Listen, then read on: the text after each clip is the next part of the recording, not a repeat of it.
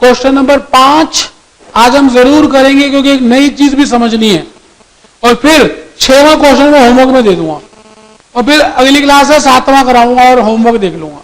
इस तरह से हमारा 4-5 क्लासेस में काम हो जाएगा और पेपर में यही 20 में से आना कुछ आना। तो इससे ज्यादा जो जून वाले एक्स्ट्रा प्रैक्टिकल कर लीजिए।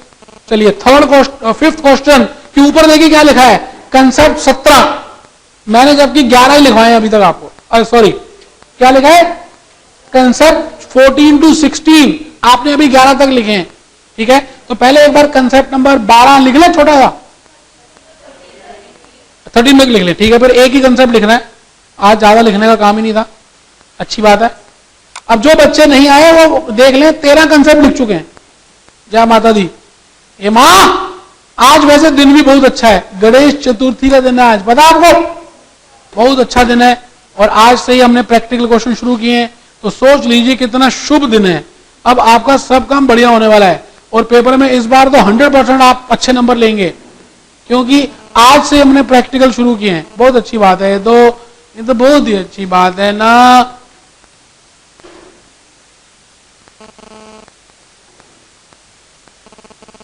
चलिए, कंसेप्ट 13 तक लिख चुके हैं आप?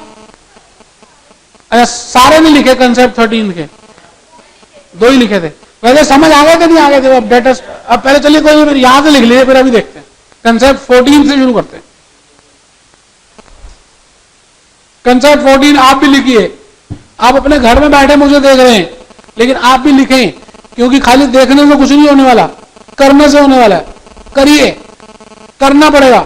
Practice makes the man perfect, practice makes the women also perfect. Please do practice. Concept 14 लिखिए। लेक्चर 2 चल रहा है इस समय।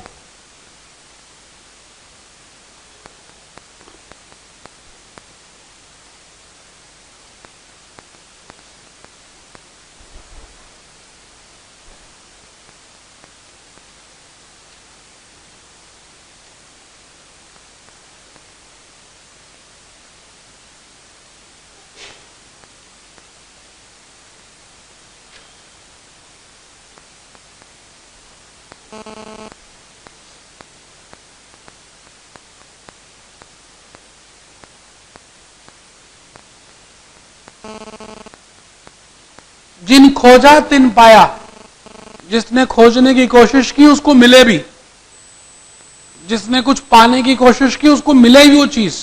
अब आपके अंदर कितना पागलपन है उस चीज को पाने का, उस पर डिपेंड करता है। इच्छा तो सबके अंदर है, आपके अंदर कि अच्छी सी गाड़ी हो, अच्छा सा बंगला हो, अच्छी सी कंपनी हो, अच्छे से स्पाउस हो, सब आपके अंदर इच्छा है, मुझे पता है। लेकिन कुछ के अंदर ना बर्निंग इच्छा है, उनका जल्दी होगा।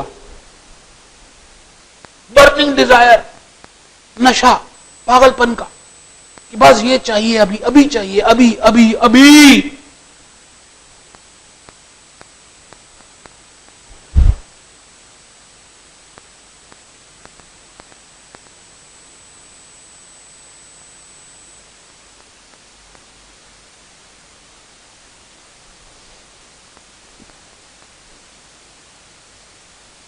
अभी ये कैश कॉस्ट क्या है मैंने बताया नहीं है, कोई टेंशन मत लीजिए, खाली अभी लिख लीजिए। अभी समझ आने का काम अभी शुरू करेंगे।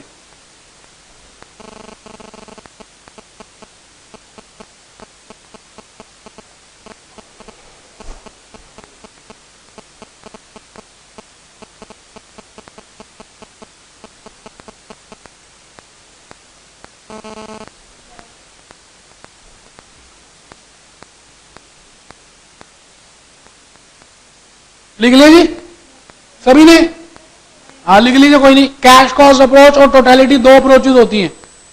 अभी समझाता हूं। अभी जो किया है हमने वो टोटलिटी अप्रोच किया है। एक क्वेश्चन करना ज्यादा कोई काम नहीं है, आराम से 3.5 तक हो जाएगा, टेंशन मत लीजिए। आगे चले।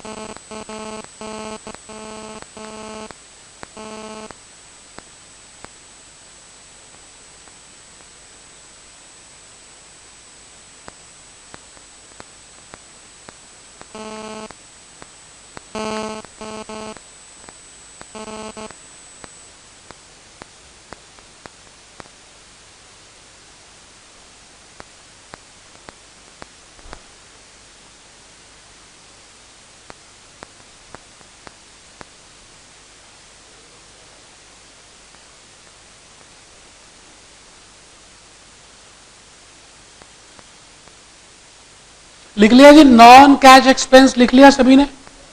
इसमें एक ही चीज लिखी है मैंने, डेप्रिसिएशन, आपको पता भी है, फिर मैं अभी बताऊंगा। नॉन कैश एक्सपेंस की एक एंट्री करते हैं, depreciation account debit to fix assets, और दूसरी एंट्री होती है profit and loss account debit to depreciation. जबकि एंट्रीज की कोई जरूरत नहीं है, फिर भी आपको समझ आता है इसलिए मैंने कहा एक एंट्री लिख लीजिए। और डेप्रिसिएशन को निकालने के 3-4 तरीके होते हैं। पहला तरीका स्ट्रेट लाइन मेथड, फिर डब्ल्यूडीवी, फिर सम ऑफ ईयर डिजिट मेथड, बस यही है और कुछ नहीं।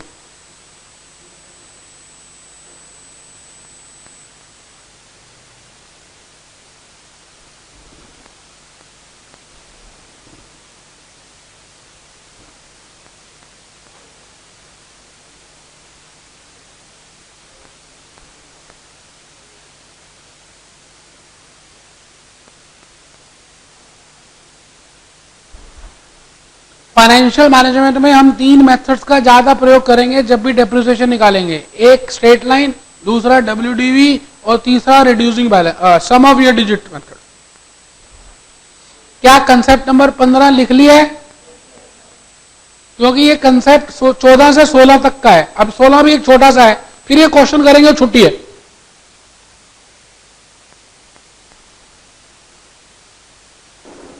आप मेरे साथ हैं? ठीक है। कंसेप्ट 16 हेडिंग लिख दीजिए, cash cost estimation. Cash cost estimation, cash cost estimation.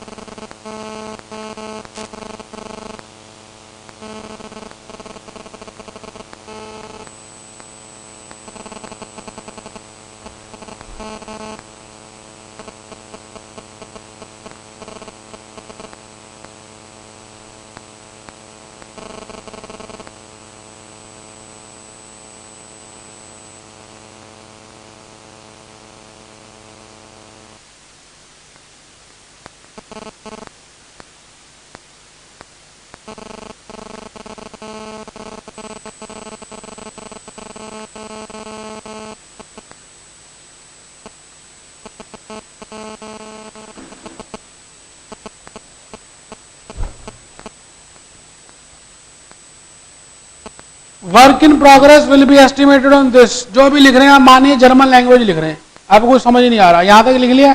अब एक चीज बतानी है, डब्ल्यूआईपी इसमें, तो फिनिश गुड्स किसमें? Finish goods will be estimated on cash cost of production, ये लास्ट है।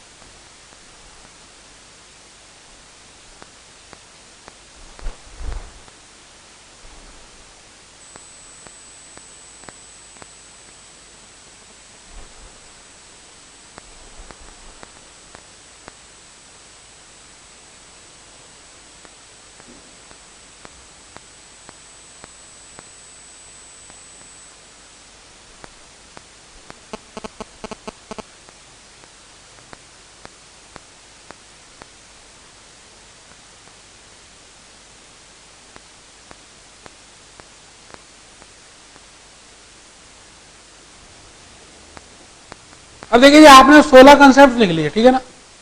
अब 14 से 16 तक में एक क्वेश्चन में अभी करा रहा हूं, ठीक है। आपको समझ आएगा ये कंसेप्ट कहना क्या चाह रहा है और आप क्या करना चाह रहे हैं। फिर इसी में ज्यादा प्रैक्टिस करनी हो तो आपके पास एक किताब और भी है, पहले आप इस किताब को खत्म करेंगे, ठीक है। शुरू करूं? अच्छा, आपको ये पता है last date of examination form कौन सी है? ठीक है, तो ध्यान रखिएगा जी, लास्ट डेट की इंतजार मत कीजिएगा कि लास्ट डेट आएगी तो करेंगे। आप प्लीज अपना जरूर कंप्लीट कर दीजिए। तो कितने बच्चों ने फॉर्म भर दिए? बहुत बड़े। बाकी जो बच्चे हैं जल्दी से डिसाइड कर लें, वैसे भी गणेश चतुर्थी स्टार्ट हो गई है, जो सोचना है फटाफट सोच साच के, अच्छे दिन है इन्हीं दिनों में कर दो। आगे कुछ दिन अभी ठीक नहीं आएंगे, फिर नवरात्रे आएंगे, तो अभी भर दीजिए इसी गणेश चतुर्थी के इन दिनों में। जो भरना है आपने, जो सोचना है सोच साच के भगवान जी के सामने या पर्ची डाल लीजिए, भगवान को कहिए कौन सी पर्ची है। वैसे आपको खुद सोचना है कितने ग्रुप देने हैं, ये तो मैं ऐसे ही बोल रहा हूं, लेकिन इन एक दो दिनों में भर दो। फिर मैं बताऊंगा आने वाले दिनों में जब नवरात्रे आएंगे तो आपको कुछ पेन खरीदने हैं, वो मैं बताऊंगा क्या करना है, वो सब बातें तब की तब करेंगे, अभी नहीं कर रहे। अभी जो कह रहे हैं वो करें बस। आइए क्वेश्चन नंबर 5 की तरफ हम बढ़ेंगे, और बहुत ही इंपॉर्टेंट क्वेश्चन नंबर 5 है इस समय। बस यही लास्ट क्वेश्चन है जी। आपकी घड़ी में कितना टाइम हो गया? जितना भी हुआ है, इस क्वेश्चन में 10 से 15 मिनट लगने, ज्यादा लगने भी नहीं है, लंबे से लंबे समय भी 10 से 15 मिनट लगेगी। इसके बाद कुछ कराना नहीं है, पूरी छुट्टी है, पूरी छुट्टी, ठीक है। तो क्वेश्चन नंबर 15 की हेडिंग देखो क्या लिखी हुई है, cash cost.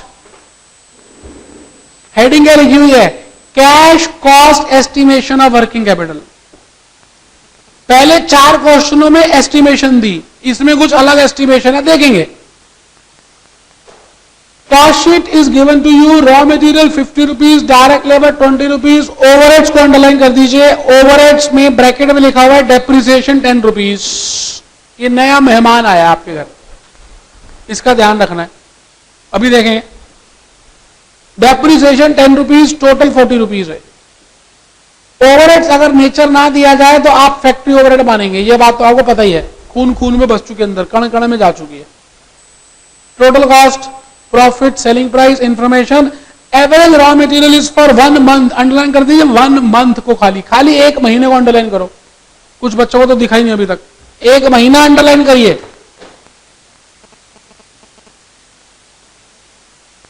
Work in progress आधा महीना अंडरलाइन करिए, हाईलाइट करिए, हाईलाइटर से अलग अलग रंग लगाने चाहिए आपको उसमें। Credit allowed to suppliers, by suppliers 1 month underline करिए। Credit allowed to debtors 1 month underline करिए।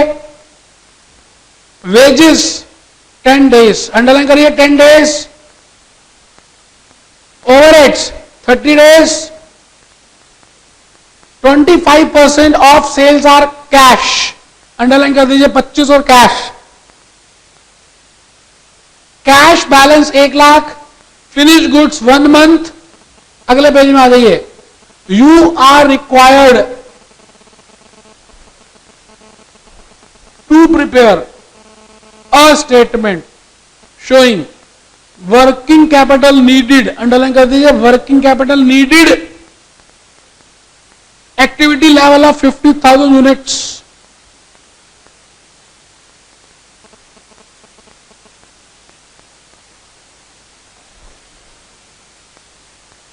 Production is carried on evenly, हमेशा प्रोडक्शन इवनली होती है, ये हमें पता ही है। स्टेट योर अजम्पशन, अंडरलाइन कर दीजिए, अजम्पशंस को अपनी स्टेट करें।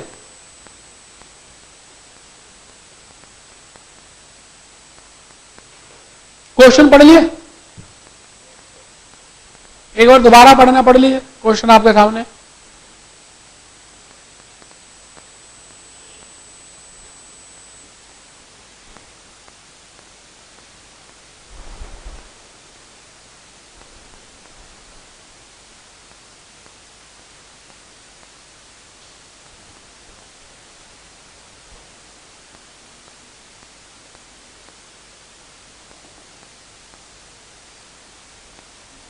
अच्छा, जिन्होंने पढ़ लिया, ऐसी महान आत्माएं मेरे सामने, महान आत्माएं बैठी हैं, कॉस्ट शीट बनाना शुरू कर देंगे वर्किंग नोट 1 में।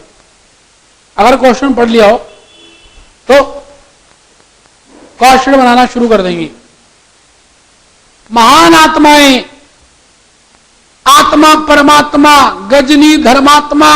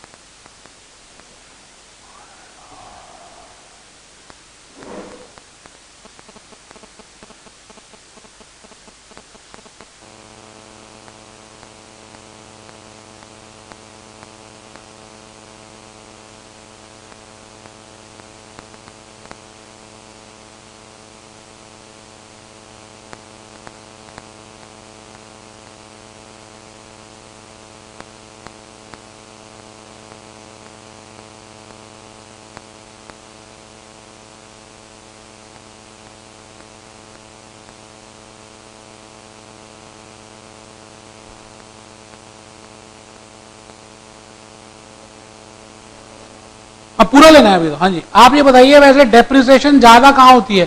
वैसे तो डेप्रिसिएशन ऑफिस के एसेट्स में भी होती है, डेप्रिसिएशन सेल्स के एसेट्स में भी होती है, लेकिन ज्यादातर कहां होती है? फैक्ट्री में होती है, क्योंकि मशीनें। तो फैक्ट्री ओवरहेड का पार्ट लेना है। जैसे मैं आपको बताऊं, आप बनाइए cost sheet of a company,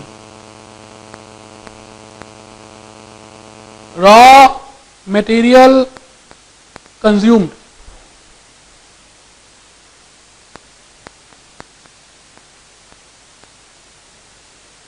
$50,000 units into 50, 25 lakh.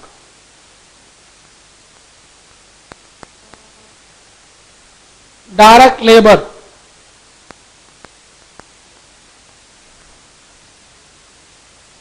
10 lakh.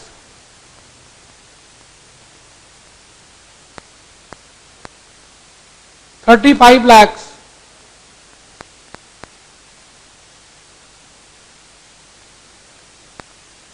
Prime cost,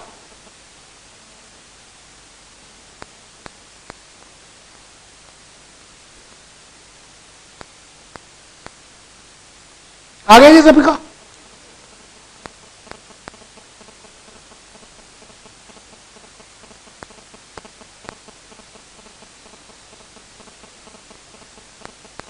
factory overheads. अब देखिए जी, फैक्ट्री ओवरहेड्स में मैं दो पार्ट लिख रहा हूं। एक तो लिख रहा हूं कैश फैक्ट्री ओवरहेड्स, और एक मैं लिख रहा हूं डेप्रिसिएशन।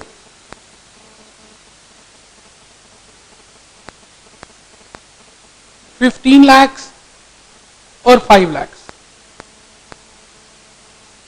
तो टोटल आ गया जी $55 लाख।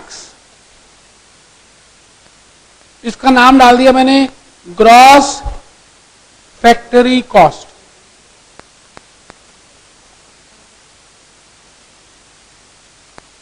Gross factory cost. हाँ जी, 55 लाख तक समझ आ गए? मैंने अभी तक डेप्रिसिएशन, अच्छा कॉस्ट शीट में तो सारी कॉस्ट ही लिखते हैं, उसमें क्या हो गया? उसमें कोई मेथड थोड़ी है, कॉस्ट शीट का तो एक ही मेथड होता है। वो तो वर्किंग कैपिटल को एस्टिमेट करने के 2-3 तरीके हैं ना, वो भी देखते हैं। आइए आगे आइए। 55 लाख रुपए, यही मेरी टोटल कॉस्ट ऑफ प्रोडक्शन है, यही मेरी टोटल कॉस्ट ऑफ सेल्स है, और 65 लाख रुपए सेल्स है।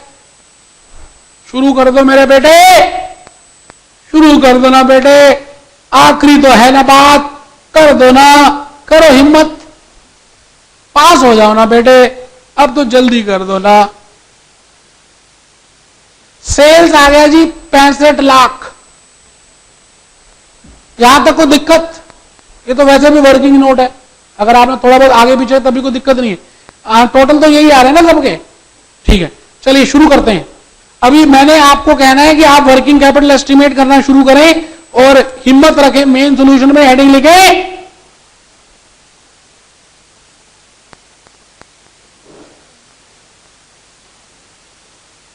Statement showing calculation of net working capital.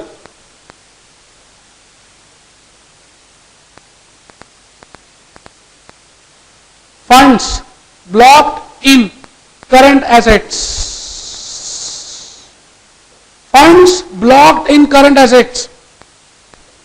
पहली साइकिल देखिए, रॉ मटेरियल की लिखी हुई है, चल शुरू हो जा, लगा चक्कर, raw material 1/12।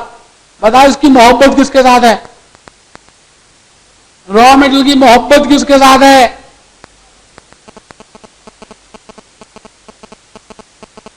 Raw material consume के साथ। तो करिए जरा 1/12 या 25 लाख, चेक करिए कितनी फिगर्स आ रही हैं।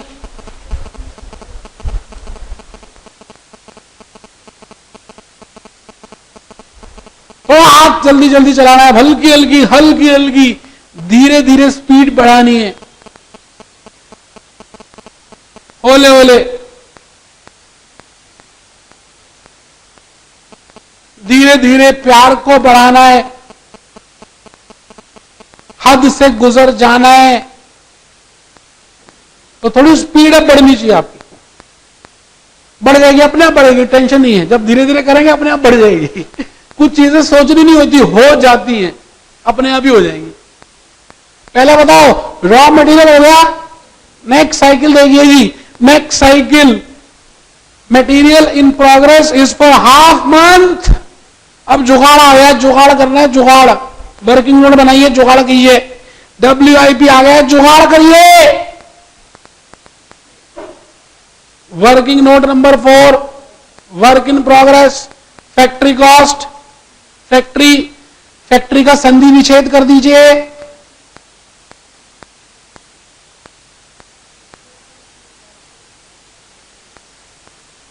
उसने कहा है अज्यूम करो कुछ भी, वैसे आप इसमें 100, 50, 50 भी अज्यूम कर सकते हैं। मैंने वैसे अजम्पशन कुछ और लिखी है, देखना जरा, नोट 1 में एक अजम्पशन कुछ और लिख दी है। क्या अजम्पशन लिखी है?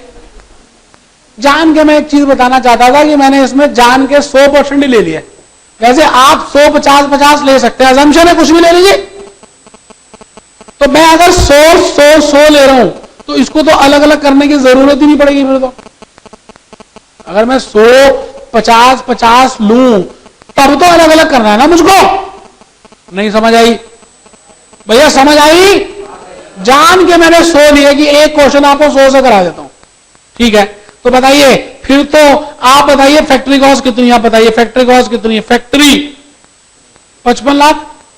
तो आइए, closing stock of WIP 0.5/12 into 55 lakh. अब तो मैं डिग्री लिख ही नहीं रहा 100/100, मैं नीचे अजम्पशन लिख दूंगा। मैंने सभी के लिए 100% ले लिया है, अभी नीचे लिखवा दूंगा। वैसे इस क्वेश्चन में मैंने अजम्पशन लिखी हुई है, 100 ले लिया, लिखी हुई है, अभी लिखवा दूंगा। वैसे 100, 50, 50 कब लेनी है अभी बता दूंगा, अभी बता रहा हूं। 99% केसेस में मैं 100-50-50 लूंगा। खाली एक क्वेश्चन में 100 लिया है, खाली कुछ बताने के लिए, और कोई कारण नहीं है। ठीक है, तो जल्दी गुणा करिए और बताइए कितना आ गया। 65। ठीक है, क्रेडिट अलाउड बाय सप्लायर्स, ये कौन होते हैं? क्रेडिटर या डेटर? थर्ड पॉइंट पढ़िए, थर्ड पॉइंट, क्रेडिटर या डेटर? क्रेडिटर होते हैं, उन्होंने हमें सप्लाई किया ना, हम अलाउ करते हैं, वो हमें सप्लाई करते हैं। तो बोलो क्या सबको समझ आ रहा है? क्रेडिटर्स अभी यहां छोड़ दीजिए, पहले करंट लायबिलिटी में आ जाइए। जैसे जैसे चीज दी होगी वैसे वैसे करेंगे, आगे पीछे कुछ नहीं करना। करंट लायबिलिटीज, आइए मेहरबान कदरदान, कर दो थोड़ी हिम्मत, मेहरबान कदरदान। क्रेडिटर्स 1/12 अच्छा क्रेडिटर्स किससे रिलेट करते हैं? परचेजेस से, परचेजेस से, क्रेडिटर परचेजेस से रिलेट करते हैं। अच्छा परचेजेस ना दी जाए तो कंज्यूम्ड के बराबर लेना होता है। क्यों? क्योंकि कंज्यूम्ड कैसे आया होगा? Opening plus purchase minus closing. अच्छा ओपनिंग और क्लोजिंग भी ना दी जाए तो ओपनिंग और क्लोजिंग बराबर ले लेते हैं, तो परचेजिंग और कंज्यूमिंग बराबर होते हैं। देखिए कोई रट्टा शू नहीं करना, आपको लॉजिक बता रहा हूं कि क्यों कर रहे हैं ऐसा। रटना वटना कुछ नहीं। आइए आइए आइए परचेजेस बताइए, बोलिए। चलिए लिख दिया, क्रेडिटर्स लिख लिया। देखिए मैं कर कैसे रहा हूं, एक एक पॉइंट पढ़ रहा हूं, करता जा रहा हूं। मैं आपके सामने खुद अपने हाथों से कर रहा हूं, आपने भी ऐसे ही करना है पेपर में। चलिए कोई बात नहीं, हिम्मत रखनी है, हिम्मत रखनी है। जिसने हिम्मत रखी है उसको सब कुछ मिला है। आइए आइए, क्रेडिट अलाउड टू डेटर्स। सब्र का फल मीठा होता है, सच में मीठा होता है। थोड़ी सी जगह छोड़ दीजिए फिनिश गुड्स की। मैं नीचे लिखे हूं closing balance of debtors 1 month 1/12 of, बताइए सेल्स कितनी है? 406। लो जी, सेल्स कितनी है? सेल्स मुझे नहीं पता, आप देखिए सेल्स कितनी है। मैं कॉस्ट शीट निकाल देता हूं।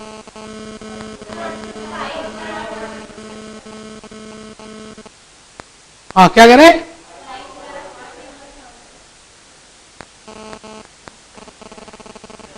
अच्छा ओहो ओहो, हरे राम, देखो कितनी भारी गलती कर गया मैं। यहां पर आपको दिया हुआ कैश सेल्स कितनी है, इसका मतलब क्रेडिट सेल्स कितनी होंगी? 75%। देखो नीचे लिखा हुआ, ऐसे होती गलतियां। देखो मेरे से भी गलती हो गई। क्रेडिट सेल्स आपको 75% दी हुई है, देख लो नीचे भाइयों और बहनों।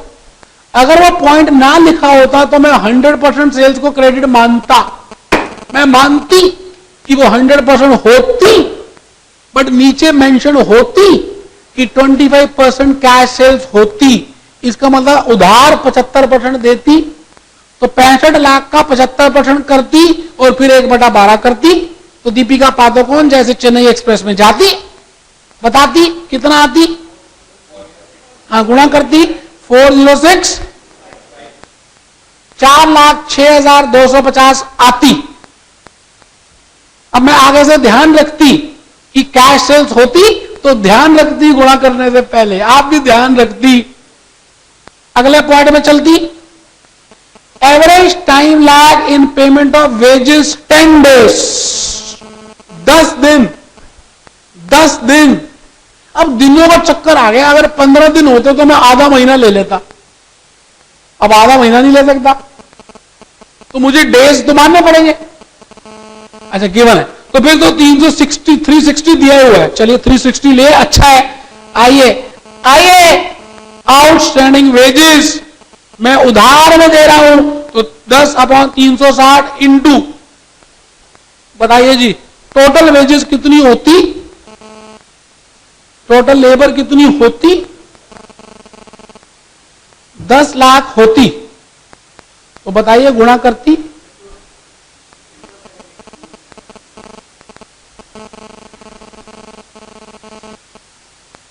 आउटस्टैंडिंग ओवरहेड्स भी लेती, अब रुकती और यहां तक रुक लिखकर छोड़ती।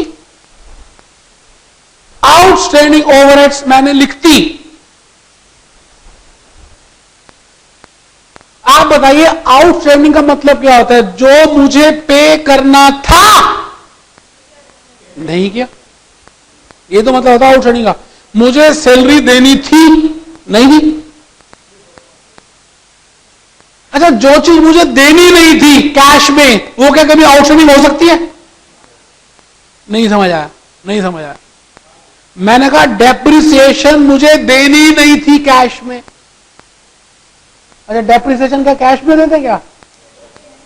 अच्छा डेप्रिसिएशन का मतलब क्या होता है कि भाई जो एसेट में यूज कर रहा हूं उसकी टूट फूट होती जा रही है, उसकी ऑब्सोल्यूट लॉस हो रहा है, तो उसमें मुझे कुछ ना कुछ खर्चे मिलने चाहिए, क्योंकि वो कैपिटल एसेट है, मैं डेबिट तो कर नहीं सकता, तो उसके ऊपर जितनी टूट फूट हुई है मुझे डेबिट हो जाए, जबकि एसेट थोड़ी खरीदते बार बार, वो तो खरीद चुके हो। मैं ये कहना चाह रहा हूं डेप्रिसिएशन कभी भी आउटस्टैंडिंग नहीं होगी। क्या कभी सुना डेप्रिसिएशन आउटस्टैंडिंग? मैंने तो नहीं सुना। मैंने तो लंदन के कोर्स किए, अमेरिका के किए, मैंने तो नहीं सुना। एक भाई साहब कहते शायद सुना है। किसने सुना है? जरा बताओ, डंडा लगाऊंगा। किसने सुना है? किसने सुना है? बोलो भाई साहब, डेप्रिसिएशन कभी आउटस्टैंडिंग हो ही नहीं सकती कभी नहीं हो सकती। चलिए यहां बताइए आउटस्टैंडिंग ओवरहेड्स कितना लिखूं? जल्दी बोलो, ओवरहेड्स कितने लिखूं? अब कॉस्ट शीट देखो, आप कॉस्ट शीट देखो, ये रही कॉस्ट शीट, ये रही ना, ये रही ना, कहां पे हो तुम? ये हो ना। 15 लाख तो कैश फैक्ट्री ओवरहेड्स हैं और 5 लाख क्या है? अच्छा, आउटस्टैंडिंग कितने होंगे? 15, 5 या 20? आ जाओ, देखा डंडे का कमाल, ये होता है डंडे का कमाल, आंसर आना लग जाता है। करो करो,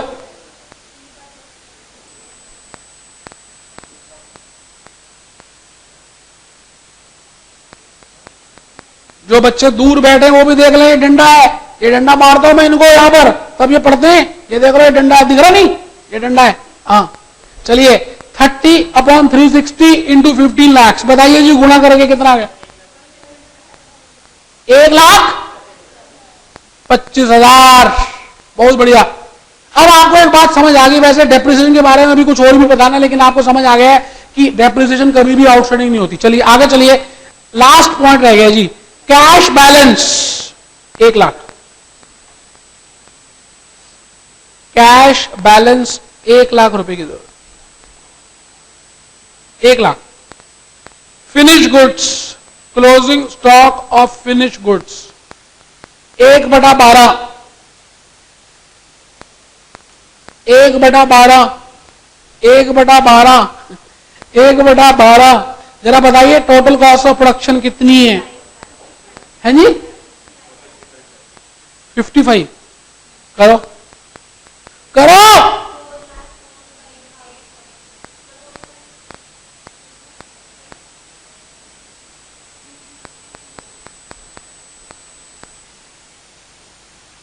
$4,58,334। ठीक है, सब लिख दीजिए, सब लिखिए, सब लिखेंगे, सब करेंगे, आगे बढ़ेंगे, आगे बढ़ेंगे, सब करेंगे।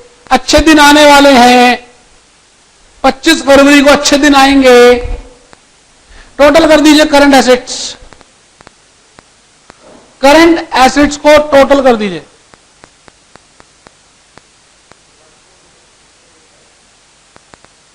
सभी बच्चे करेंगे, करंट एसेट्स को टोटल करेंगे।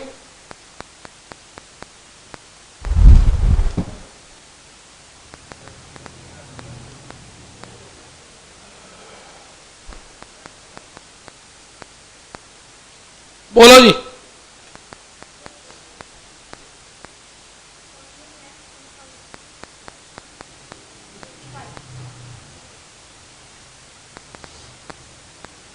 Total of current assets. अब लिखिए टोटल ऑफ करंट लायबिलिटीज।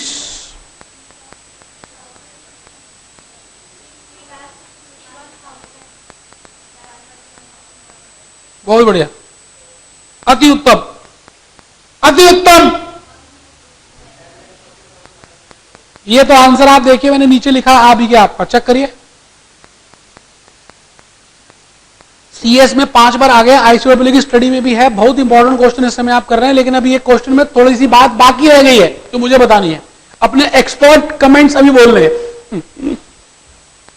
पहले 10,40,973 तक सबका आ गया क्या? और 2 मिनट की बात रह गई भाइयों और बहनों, और आज एक बड़ी इंपॉर्टेंट आपको प्रेजेंटेशन मिलने वाली है। मैंने एक बड़ी इंपॉर्टेंट मैडम को यहां पे बुलाया है, जो अभी आपको 5-10 मिनट बताएंगे कि ट्रेनिंग अगर नहीं मिल रही तो ट्रेनिंग के साथ साथ आप और क्या कर सकते हैं जिससे कि आपकी लाइफ में बदलाव आ जाए। अभी पहले 10,40,973 तक आ गया क्या? अच्छा, मैं आपसे कहता हूं लिखिए, इसका इंटरप्रिटेशन लिखिए। इट इंप्लाइज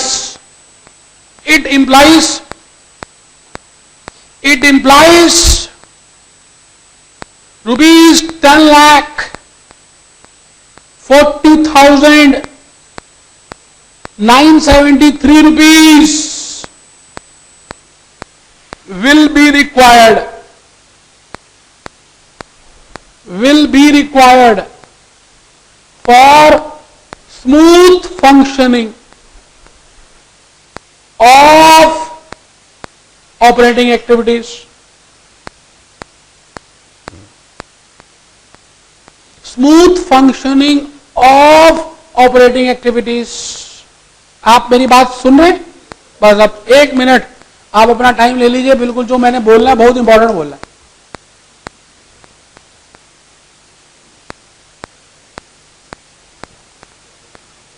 बोलू? रिलैक्स हो गए? ठीक है, रिलैक्स कर लिया, ढीला हो गए? ठीक है। अब मैं आपसे ये कह रहा हूं कि आपको पता है कि आप सब आने वाले दिनों में बहुत बड़ी बड़ी कंपनीज के कंपनी सेक्रेटरी बनने वाले हैं, फाइनेंस मैनेजर बनने वाले हैं, पता है ना आपको? अच्छा, जब आपकी कंपनी आपसे पूछेगी कि आपको वर्किंग कैपिटल एक तो एस्टिमेट करनी है और दूसरा काम क्या करना है, इसको फाइनेंस करवा के लेके आना है। लोग बैंक से पैसे लेकर आने हैं, भैया इसके लिए हमारे पास पैसे भी नहीं है। फाइनेंस जनरली लोग कहां से कराते हैं? बैंक से करा लेते हैं। अच्छा, जब आप बैंक के पास जाएंगे ना तो आप इस शीट को दिखाएंगे, वहां बैंक पूछेगा भैया आप ये बताओ 10,40,973 रुपए क्यों चाहिए आपको, कैसे निकालें? तो फिर आप क्या करोगे? आप उस बैंक को यही वाली पूरी स्टेटमेंट दिखा दोगे, ये स्टेटमेंट दिखाओगे, कॉस्ट शीट दिखाओगे, फिर वर्किंग कैपिटल की रिक्वायरमेंट बता दोगे, ये सब निकाल के दिखा दोगे। ठीक है, सबने ध्यान से सुनना है, अभी नोट करना है, एक दो बात और नोट करें, 1-2 मिनट रुकेंगे।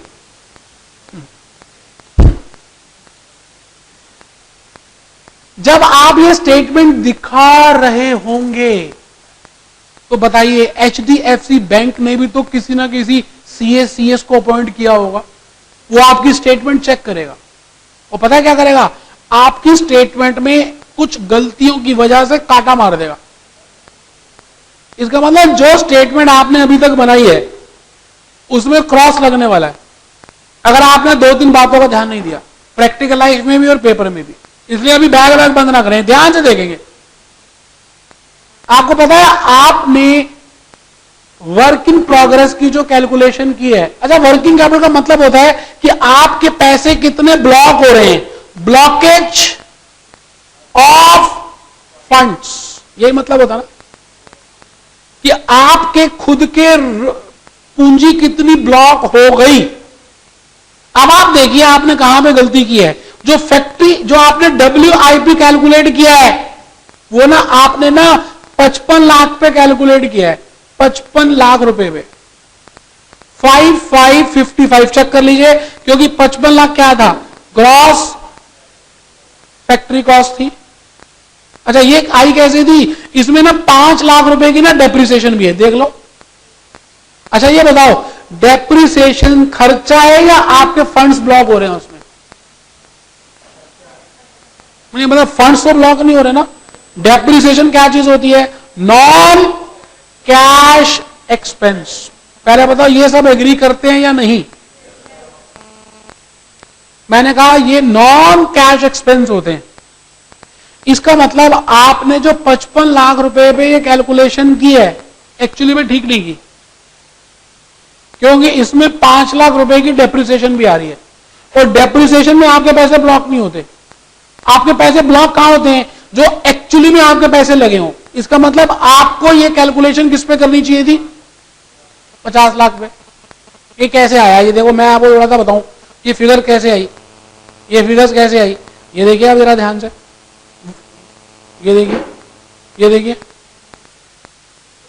ये देखिए, ये जो 5 लाख रुपए है ये आपने यहां पर ऐड तो कर दिया हुआ क्योंकि कॉस्ट शीट ऐसी बनती है, लेकिन मैं आपसे ये कहना चाह रहा हूं कि ये जो 5 लाख रुपए आपने डेप्रिसिएशन की वजह से ऐड किए हैं ये गलत किए हैं। मतलब आपको यहां तो करने थे लेकिन वर्किंग कैपिटल में नहीं आने चाहिए थे, क्योंकि आपके पैसे नहीं ब्लॉक हो रहे। दूसरी गलती पता कहां की है आपने? एक गलती और की है, एक तो गलती यहां की है, गलती नंबर 1, दूसरी गलती यहां कर दी। फिनिश गुड्स को आपने 55 लाख पे दोबारा से वैल्यू कर दिया।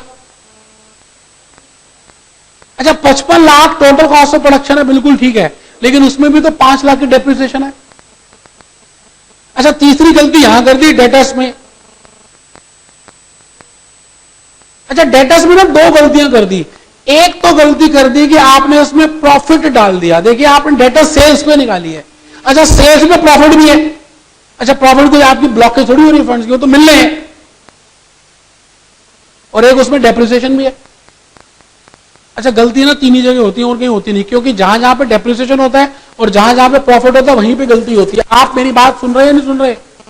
इसका मतलब आप एस्टिमेशन करते समय इस बात का जरूर ध्यान देंगे कि आपकी जो एस्टिमेशन है, एक तो वो दो तरह से हो सकती है। एक तो है जी टोटल कॉस्ट अप्रोच और दूसरी है जी कैश कॉस्ट अप्रोच। मैंने कहा जी दो तरह से आपकी एस्टिमेशन हो सकती है, एक टोटल कॉस्ट अप्रोच और एक कैश कॉस्ट अप्रोच।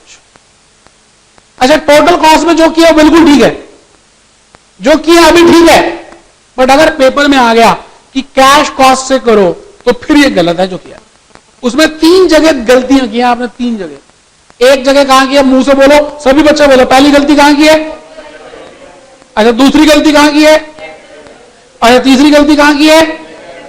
अच्छा, WIP अभी तक जो निकाली आपने वो ग्रॉस फैक्ट्री कॉस्ट पे निकाली, एक्चुअली में निकालनी पता कहां चाहिए थी? कैश फैक्ट्री कॉस्ट पे। अच्छा, फिनिश गुड्स कहां निकालनी चाहिए थी? कैश कॉस्ट ऑफ प्रोडक्शन पे। अच्छा, ये लिख चुके हैं आपने, लिखना नहीं है। अच्छा, डेटर्स किस पे निकालने चाहिए थे? Cash cost of.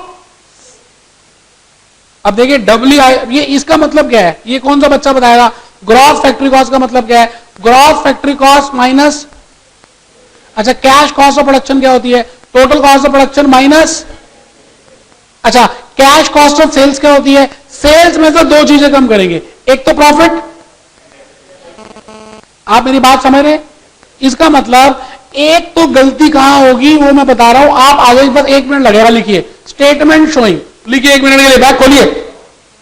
Estimation of net working capital, आपने अभी तक जो कैलकुलेशन किया है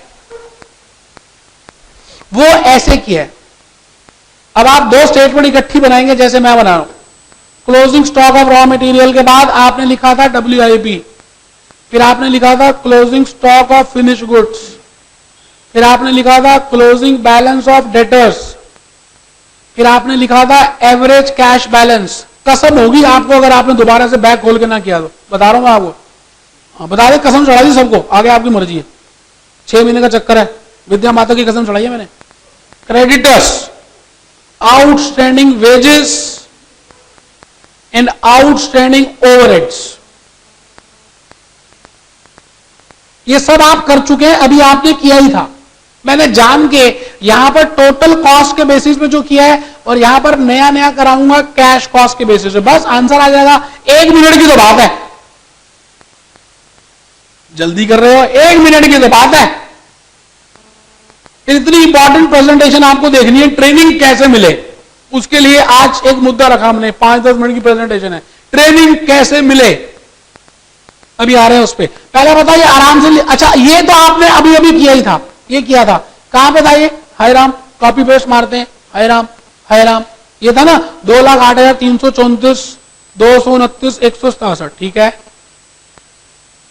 2,08,334, 229, 167। मुझे पता आप मेरी मदद नहीं करोगे, कोई नहीं, मैं दोबारा चले जाऊंगा उस शीट में,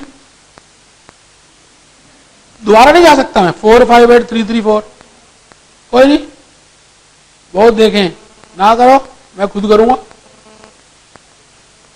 देखो एक तो आ गया मदद करने, 458, ये कितना? 33। हाँ, अब बताओ डेटर्स बताओ, देखा है ना, साथी हाथ बढ़ाना, एक अकेला थक जाएगा, मिलकर हाथ बढ़ाना।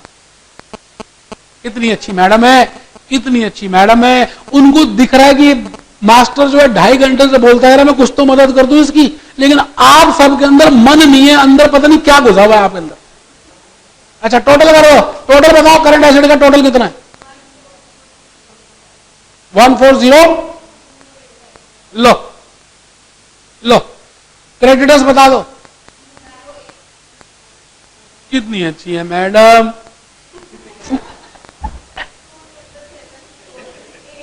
अब वो बोले बंद कर देंगे आप हंसोगे तो, एक तो मदद करिए वो बोलेंगे नहीं फिर। तीसरा बोलिए,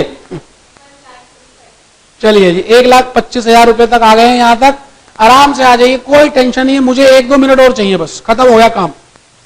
अब करंट लायबिलिटीज आपने निकाल ली थी, कितनी थी? ठीक है, और इसके बाद आपने नेट वर्किंग कैपिटल निकाल लिया था। अब कैश कॉस्ट में और वर्क टोटलिटी कॉस्ट में तीन ही जगह डिफरेंस आता है, इसलिए मैं जहां जहां डिफरेंस नहीं आता पहले वो तो लिख ही देता हूं, जहां जहां डिफरेंस आता है बस वही रहने दूंगा। देखो करंट लायबिलिटीज में डिफरेंस नहीं आता, पहले भी ऐसी थी अभी भी ऐसी है, कोई डिफरेंस नहीं है जी। तीन जगह डिफरेंस है, आंटी नंबर 1, हीरो नंबर 1, बीवी नंबर 1। लो तीन में डिफरेंस आएगा जी, WIP में, फिनिश गुड्स में, डेटर्स में। बस टोटलिटी में करें या कैश कॉस्ट में करें, डिफरेंस तीन में ही आता है। क्या मेरी बात समझ रहे हैं? अच्छा, डिफरेंस अगर WIP में आता है तो अब आप WIP किस पे करेंगे? 50 लाख पे। चलिए करिए, आइए 1 सेकंड लगेगा। कितना था WIP? 0.5/12 इंटू 50 लाख, 100% तो लिया था। कितना आ रहा है जी? देखो मेरे शेरों ने पहले कर लिया, 2,08,334। 0.5/12 इंटू 50 लाख, 2,08,334। सबको समझ आ गया 50 लाख क्यों लिए? अब आ जाइए finish goods. Finish goods 1 month into 50 lakh, 50 lakh. 50 lakh chance की बात है ना, ऑफिस ओवरहेड्स नहीं है इसलिए 50 लाख भी कर रहे हैं। बोलो लो, आप भी क्या याद करोगे, किसी से पाला पड़ा था कैश कॉस्ट में 4,16,667। समझ आ गए 50 पे क्यों कर रहे हैं? समझ आ गए? चलो लास्ट बता दो तो मैं मान जाऊंगा कि आपको समझ आ गया, अगर लास्ट ठीक ठीक बता दिया। डेटस का क्योंकि उसमें दो चीजें कम करनी है, आप क्या करो, पहले सेल्स निकाल लो, चुपके चोरी। बताओ कितनी सेल्स है? सेल्स में से प्रॉफिट कम कर दो। अच्छा, अब ये आ गया 55। अच्छा, इसमें से ये कॉस्ट ऑफ सेल्स आ गया, इसमें से डेप्रिसिएशन कम कर दो। अब जो बच गया इसका क्या नाम है? Cash cost of sales 50 lakh. मैं कहता हूं जी cash cost of sales 50 lakh आ गया या? दो चीजें कम करते हैं डेटर्स में, एक प्रॉफिट और एक डेप्रिसिएशन। नहीं समझ आया तो फिर गुणा करके बताओ तो सही, आगे बची फिगर कितनी आई? हाँ 50 लाख, हाँ इंटू 75% मत करना भूलना भाई और बहनों, 75% करना मत भूलना। इंटू, बोलो ना, बोलते भी तो नहीं हो, बोलो ना।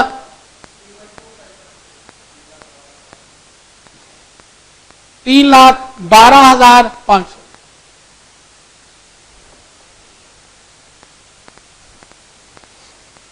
क्या सभी को डेटर्स समझ आ गए? मैंने दो चीजें लेस की हैं, खाली तीन ही जगह चेंजेस आएंगी। जरा मुंह से बोलना पहले किस में आएंगे, सभी ने बोलना है पहले किस में चेंज आएगा। अरे जो नहीं बोलेगा उसके पेपर अच्छे नहीं होंगे। पहले किस में चेंज आएगा? अगला मैं को बोलो। दूसरा किस में चेंज आएगा? हाँ तीसरा किस में चेंज आएगा? देखो सब चाहते हैं पेपर अच्छे हो, है ना? तो जो मैं कह रहा हूं वो करते जाओ, पेपर ऐसे होंगे। ऐसे 95 हाईएस्ट शायद इस बार 95, आपके 80 तो आ ही सकते हैं। चलिए 3,12,500 लिखिए और आंसर निकालिए, जल्दी करिए। आंसर दिया हुआ मैंने, यही आंसर है 8,84,723। करिए। करंट एसेट का टोटल बताइए कि करंट एसेट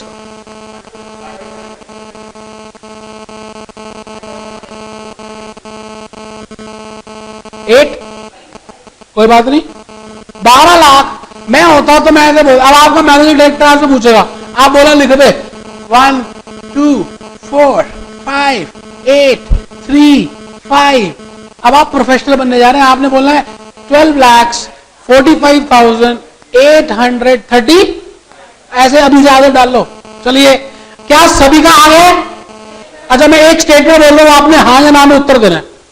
देवेंद्र जी बस आप आ जाइए क्लोज करने के लिए। और मैं आंसर आपसे पूछ रहा हूं, मैं ये पूछ रहा हूं, net working capital as per cash cost. अच्छा, बीच में किसी ने नहीं बोलना। As per cash cost work, as per cash cost is always greater than net working capital as per total cost. Yes और नो? अभी अभी आपने दोनों ही किए हैं। तो कैश कॉस्ट में हमेशा आपका जो नेट वर्किंग कैपिटल है क्या आता है? कम आता है। हाँ जी, आंसर क्या है? नो लिखिए, नो लिखिए, नो लिखिए। तो होमवर्क लिख लें, आप होमवर्क लिख लें। चलिए, होमवर्क में आपने थर्ड क्वेश्चन करना है, फोर्थ करना है और 6 करके आना है। और नेक्स्ट क्लास मोस्ट इंपॉर्टेंट है, प्लीज मिस मत करें। आप बिल्कुल क्लाइमैक्स में पहुंचने वाला अगली बार। अभी तक हीरो हीरोइन मिले हैं, बात सब ठीक है, अभी विलन आ जाएगा अगली क्लास के अंदर। फिर देखना है कि हीरो हीरोइन कितनी देर तक बातें कर पाते हैं।